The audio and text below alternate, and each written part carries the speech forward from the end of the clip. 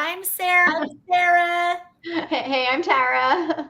Hey, we've got a great show today. Our little interview show is with Erica. I'm so excited. I knew Erica when she went to my gym a couple years ago. We met, and she's got a great little story. I think she's very much a thriving female. I'm so excited she's here. She became a singer out of nowhere. So we have a lot to talk about today because she's become this little hot little J-Lo of Northern Florida. But Erica, say hi and just tell us a little bit about your personal life that's going on right now before we get into the J-Lo, Well, thank you. I'm very flattered that I'm at all being compared to J-Lo. So I actually was born in Bogota, Colombia. I came here when I was 4 years old. I lived in New York for a very long time and then made my way down to Florida for personal reasons. My husband purchased a business. So I have a son and a beautiful nonprofit, Latin Community Services. I'm also the HR business partner at Vystar, which is just a wonderful organization. And yes, I have my band on the side, Baba Caiman. So super busy. I'm a mama, I'm a sister, I'm a cousin, I'm a wife, I'm a daughter, I'm a whole bunch of stuff. Oh my goodness, this is like the Meredith Brooks song where she's like, I'm a... Yeah, like, exactly. All these amazing things besides what she's Exactly. I just feel like you are an epitome of every woman out there. We have so many titles. Yes, so many, and so many hats, so many different hats. So I'm going to go back to when you and I were talking. Erica was at the gym one day and she said, can I leave these business cards? This is my band. And I'm like, oh, do you sing? And she's like, funny story. So I want you to share the story, how you got to be the lead singer of this band. Tell the story. Of course. No, and I'm so glad that you remember that. That was such a cool moment. That was when the band first started. So it was like around 2015, 2016 when we did that. When we moved to Florida, I didn't have a network here. I was here just by myself with my husband and an uncle of his. So we didn't know anybody. And I met up with a friend of mine from college who had started the band. And it was a garage band totally. Like it was just them kind of jamming out in a garage, nothing. They didn't even have a name, but they were looking for a lead singer. And I kind of jokingly said, well, I sing. I mean, I sing in the shower. I sing karaoke. Like I love doing that. And he was like, well, why don't you come try out? And again, I thought it was just like a garage thing, just a little hobby to just pass the time, and it ended up working out. And then we got ourselves kind of like a name and a brand, and we got some local gigs. A lot of them we played to nobody, as we expected, and it was just a lot of fun to try new sounds. And our band kind of dives into English and Spanish. We're a Latin fusion band, so it was cool to kind of grab an Aerosmith song, for example, and do it with Latin beats, and kind of see what that sounds like and what that feels like. And I loved being up on that stage, and kind of one of those things that you do at once and then you're just absolutely hooked from then on. So that's kind of how it evolved. And here we are, many years later, and it's going really well. Oh, let me bring this picture. I want to bring this picture up of your band. And it's funny because you said sometimes we play for nobody, but this is obviously not nobody. Who are those joining you? Nobody. So that is from left to right. If you're looking at the screen, that's our bassist from Venezuela, Jose. Then it's myself. Then it's my little brother in the front there on the drums. He's my little American. He's born in New Jersey. And then Raul, who's our percussionist from Cali, Colombia. And then all the way on the right is Uller on the guitar from Mexico. Oh, wow. Now, So is that the original garage band, or have you guys added or deleted? Yeah, so a couple members left, and then that's when my little brother came in. It's always been myself and Raul, the percussionist. It's always been the two of us, and then we introduced the other three. So was your brother a drum player in the shower too and became successful? He was. So we got him his first little drum set when he was like 8 years old, one of those like Costco, get drum sets in a box type of thing, thinking that he was just going to dabble in it and quickly move on to something else, as so many kids do. And he's got such a natural talent that to me just astounds me. I can give him a song today and say, hey, I want to do this, and he has it within the hour. He doesn't read music. It's just all just by the way he hears it and feels it. Wow. It's just something I can never understand how that works. I don't know how that works. It's just the way his mind is built, but he's brilliant. I don't have I can't carry a tune. So I think it's so cool. I literally admit it. I can't. And I'm always jealous. I wish if anybody heard me sing in the shower, they'd be like, oh my goodness, stop. I mean, I just think now I've seen you on stage. And when I say you got the J-Lo, when you first went on stage, for the first time, was the crowd really big? No, not really. It was our family. Oh. We invited all of our friends and my family flew down. You needed to pad the audience a little bit. Yeah, of course, because we were, it was our first time. It was actually our first gig ever was at World of Nations up in Jacksonville. We were in the Columbia section. And it was just mostly our family and friends and just our, people there to support us and kind of send us on our way. I promise those next few gigs after that, it was literally just my husband and Raul's wife and the sound guy. That was it. As expected, because we were new and nobody had heard of us. And, we were doing stuff for free just to kind of get our name out there and get some videos and pictures and things like that, just to get the brand going.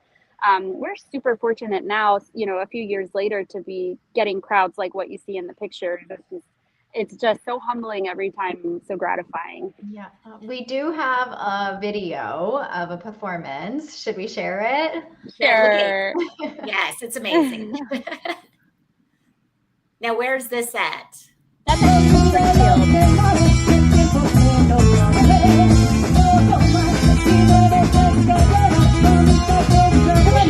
Hey, girl.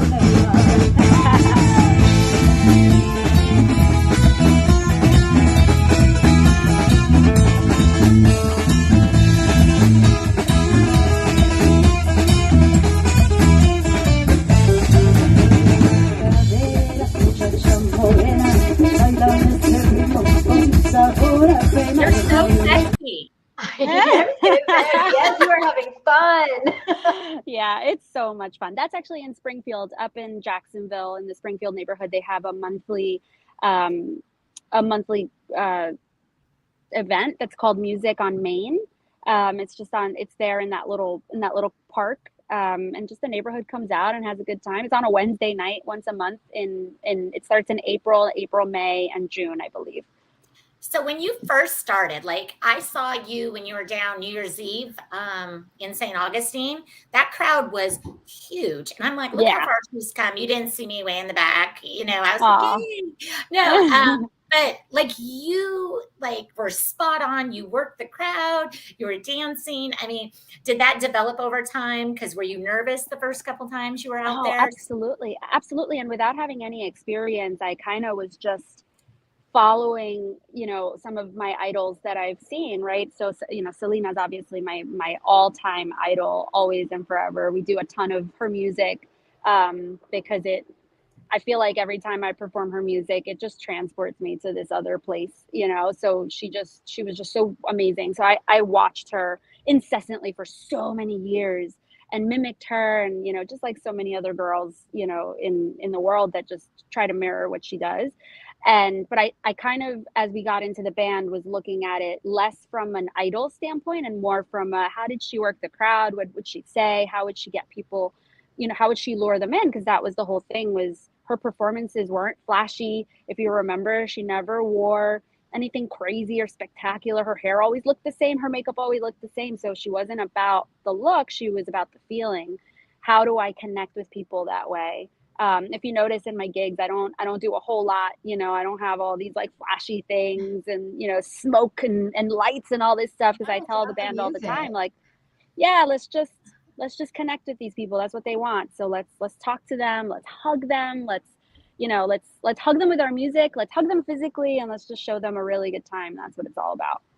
Can you now share how your role with this band now kind of weaves in with working for Vystar, balancing this nonprofit? What does that look like?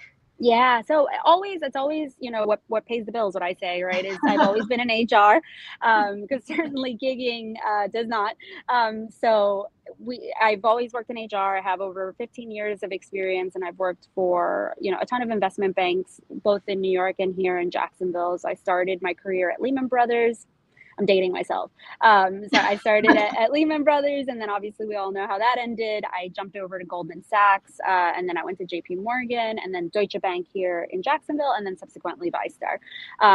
So financial services has always been, I graduated with an economics major, so it's always kind of been my world. But HR was just, it's all about helping people. It's all about communicating with people, really making a difference, being that that conduit for change, right? Any change, whatever it is in a corporation or within a person's employment or anything like that. So I feel like that just connects to what our mission is kind of everywhere, right? With the nonprofit, with the band, is all about making these really, really influential connections with people who are looking to you for help, for inspiration, for advice, for mentorship of any kind, right? And I think that music transcends everything, right? It transcends language, it transcends everything. It's the universal language in so many ways.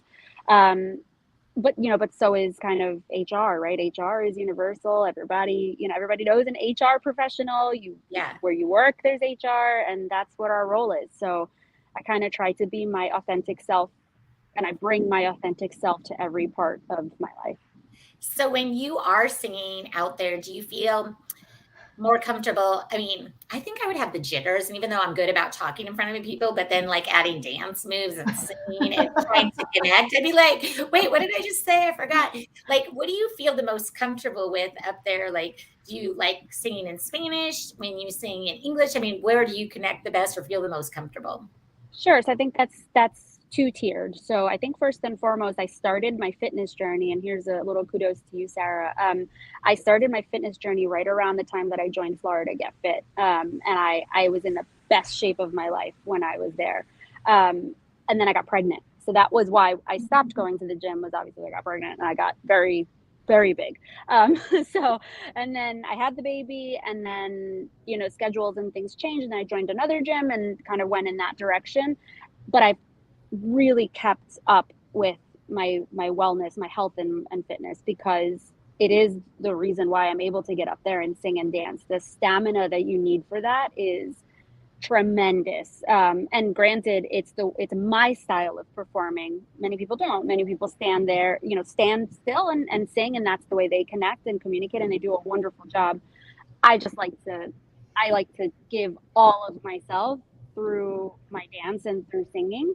But you need a good, you just need good stamina for that. And I'd be lying if I said that that's all natural and all of that. No. It's a lot of work, a lot of time dedicating to my health and fitness to do that. So that's the first part. And the second part is I literally can connect in English and in Spanish as long as I'm getting that like energy from the crowd. So I think that I can perform anywhere. I can perform to no one, and the music will take me to another place. That's always just been my thing. I love lyrics. I love listening to the lyrics and what they mean and what they mean to me. I personalize them so that I can connect with them. But it's a totally different feeling when there's people standing in front of you and they're singing along with you, and there's dancing and they're smiling and they're asking you to sing more, and they want to take a picture with you afterwards. It's just a feeling I can't compare. It's wonderful. How do you learn all the words to all the songs? Do you memorize them? Like I would be do. I do. And it's funny that you say that, because I could potentially cheat. I could have like a little, either they sell these vocalist like iPods or iPads that you can put on stage with its own stand, and it'll flip through the songs as it hears you sing. They're very smart. And so you just kind of look at the screen, almost like a teleprompter, Kind of like a karaoke. You can buy that. Or karaoke, yeah. But I feel like that's just not authentic. Like I feel like you're so focused on the words that you forget to focus on the crowd. So I dedicate a ton of time to the music. I listen to it over and over again. I add my own kind of personalized things. Like if some songs that are hits have like curse words and stuff in them, I try to change it, because our events are family friendly, and I don't want to disrespect anybody or make anybody feel uncomfortable. So I'll change them. But I just practice them over and over and over again until they're in my head, and I do my best to remember them. I mess up. I mess up a lot, and I'll laugh it off, or I'll go, "Oh my goodness," into the microphone, which my band usually tells me, like, people don't realize that you messed up, right? You don't have to tell them that you messed the only up. one And to know. I'm like, I don't know, I feel bad, so I'll say it. Oh my God, I messed up, and everybody laughs, and it's yeah. If it was in Spanish, I wouldn't know if you messed up. I'd be like, great, you look good. Exactly. And that's what it is most of the time. But I feel bad. I feel like I let them down. So I'll say it and, be honest about it. And literally nobody cares. I was going to say, I'm just loving hearing you talk about these things because they're so interconnected, and you could substitute your singing with human resources because you keep talking about relationships and connecting and being authentic and transparent. And those are all synonyms for the two areas that you're talking about.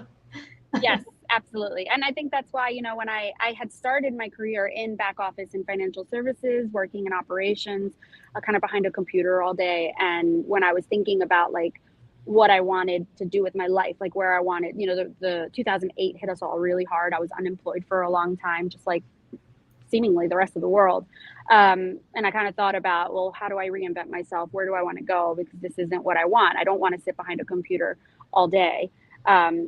HR was something that somebody called to my attention and said, I think you'd be really good at this because you really like helping people and talking to people and making those connections and, like having an influence on somebody's life. You really like that. So maybe this is something that'll work, and you can marry the two things. You can marry your financial services experience with HR and just work in HR for financial services. And I said, wow, that makes total sense. So I went and did a certification at NYU in human capital management, and then went back into financial services that way.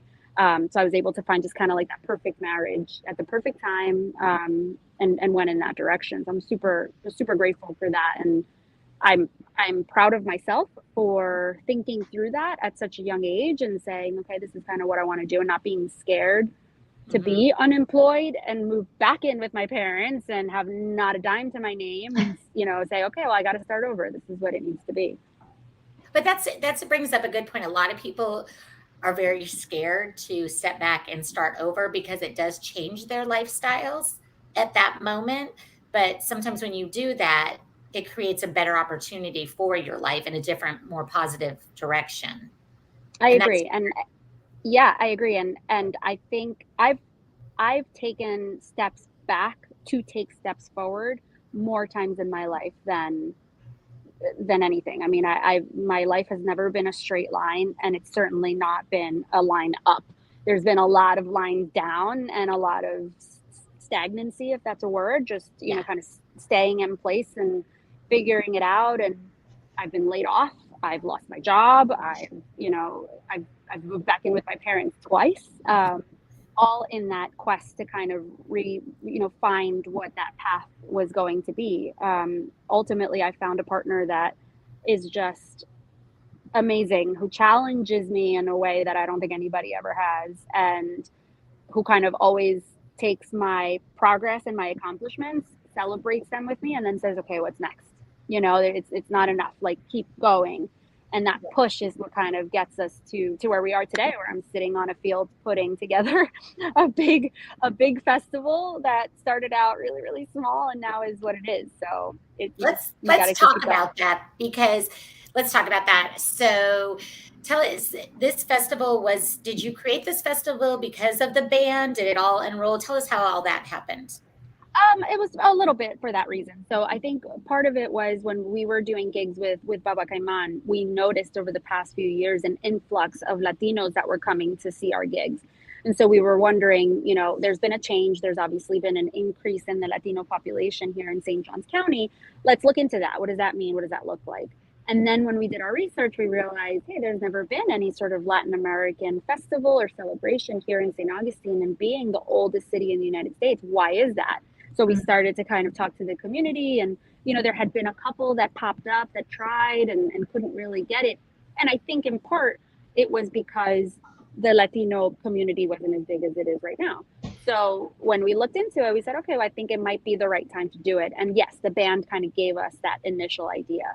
But also, I think what got us to the point of creating this nonprofit was when my son was born. My son was born in April of 2018, and he was born at a time in our country that was extremely, extremely difficult for everybody. We were just so charged and so divided, and there was so much misinformation, as there is currently, but just so much at that time.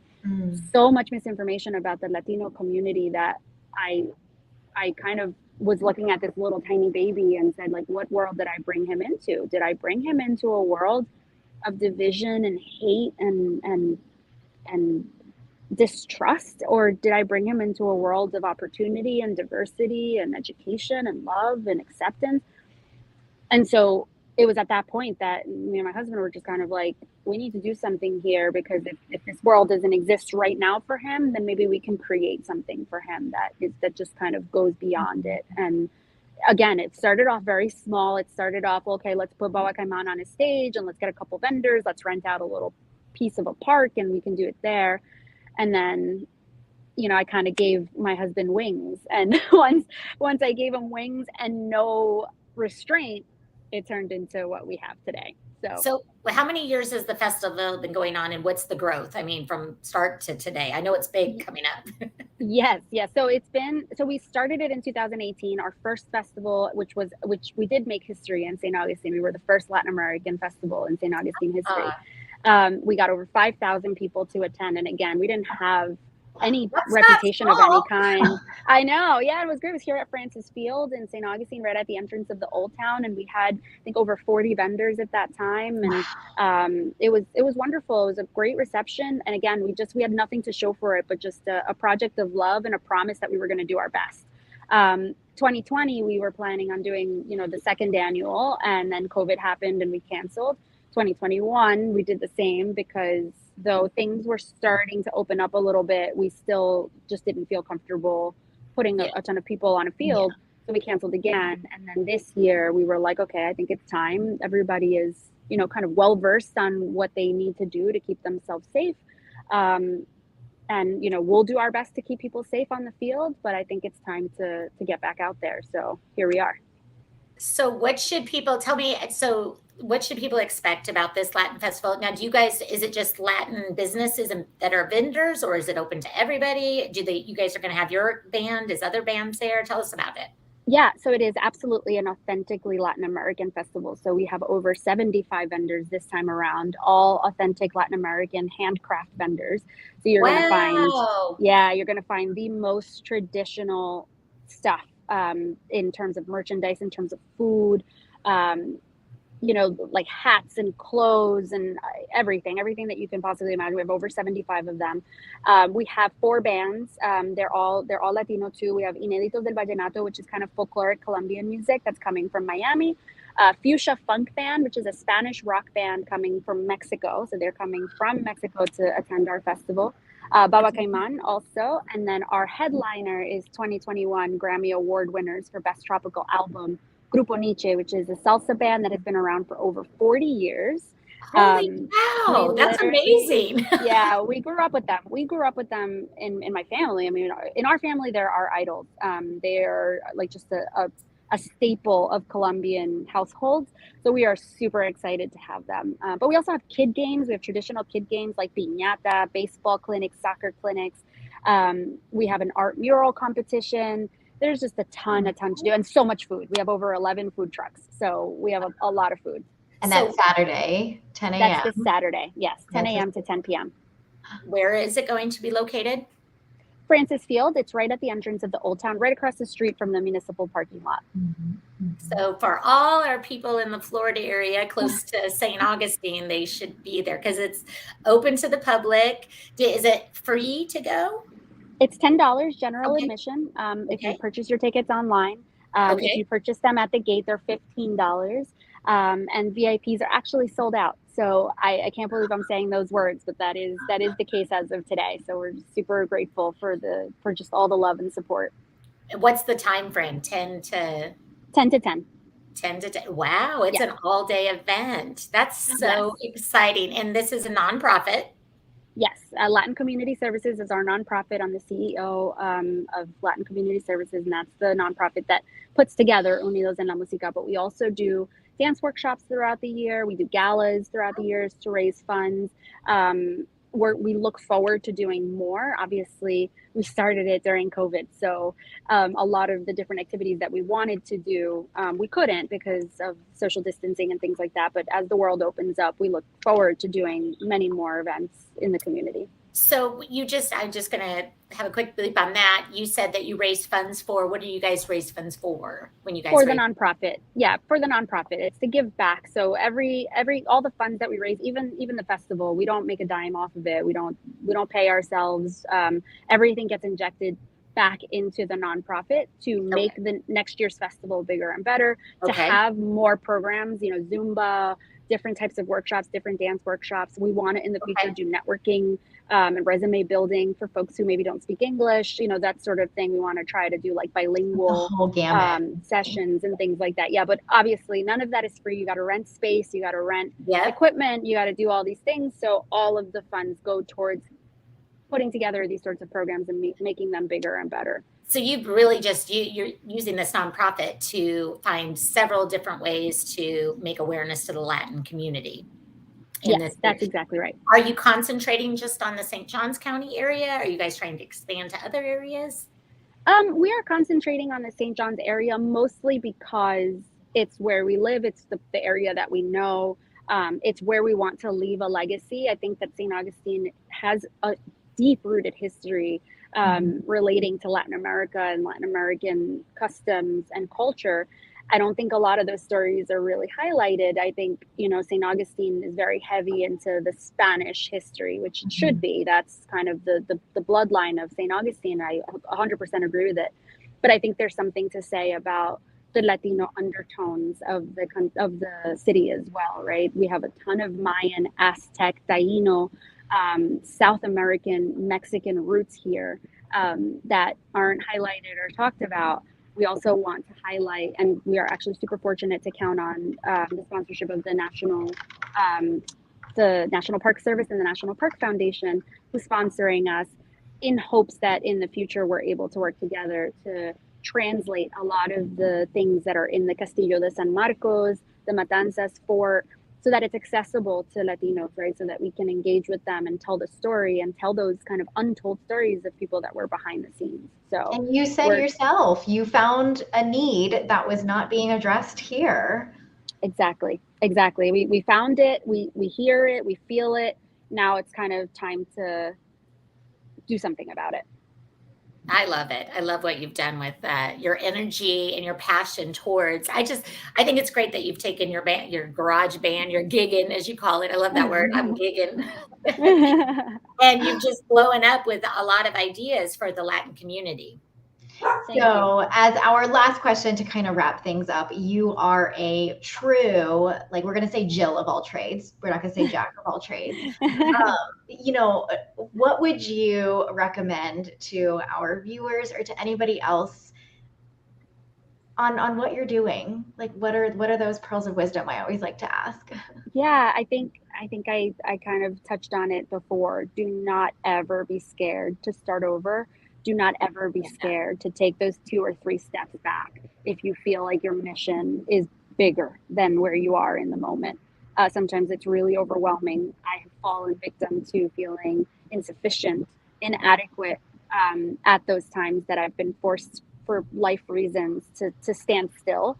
I've felt scared, even more so with the son, where you're looking at your son, you don't want to let him down, you don't want him to look back and ask you why, why did this happen or why did that happen.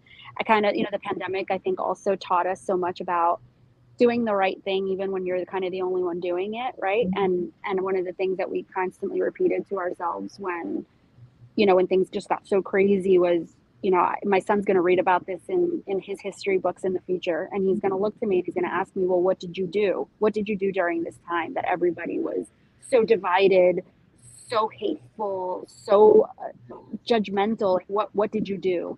And I want to be able to say, I did the right thing. I looked out for the people around me the way that I was looking out for you, in hopes that they would be looking out for us too.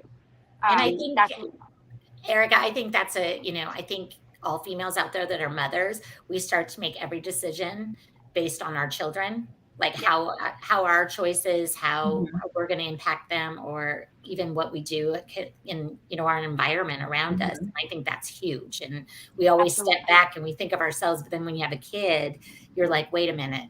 This is not, that takes a whole different level to it. Absolutely. So so if I could say that, is just don't be scared. Don't be scared to take those steps back and just keep your eye on your ultimate. I think that's great advice for anybody, because I think that's when most women, sometimes they have a fear of starting over or changing their lifestyle that might not be conducive to what they're doing right now. So absolutely. I've enjoyed talking to you today. Thank you. Yes. I mean, Erica, I'm so excited for you. I mean, literally my little member who's like, can I leave the business cards here? And I mean, I was just in awe, because I really am inspired by you, because one, I can't sing. So I think it's two, I mean, when I seen you perform on stage, I'm like super jealous. I wish I could be like a rock star too. But I would not have a crowd. But three, I think you really are impressive, just listening to you with everything you do, from your career, being a mom, and then taking it upon yourself and, you know, grabbing the Latino community and trying to change it. I really want to give you kudos on that. I've enjoyed that so much. Thank you very much. I appreciate it. Close up. I want to toss up your flyer again for this weekend's event. Thank you. Saturday, May 7th, 10 a.m., Francis Field. Tickets are still available for purchase online for $10 or $15 at the door. And then so exciting, because I do think we need to share this, is that you're all out of your VIP tickets. Yes. I love that for you. Thank you very much. I appreciate it. It's great. I cannot believe we're saying that. I think I said it before too. And I think I'm going to continue to say it. I can't believe we are. It's just wonderful. Yes. I'm actually inside of the VIP tent right now.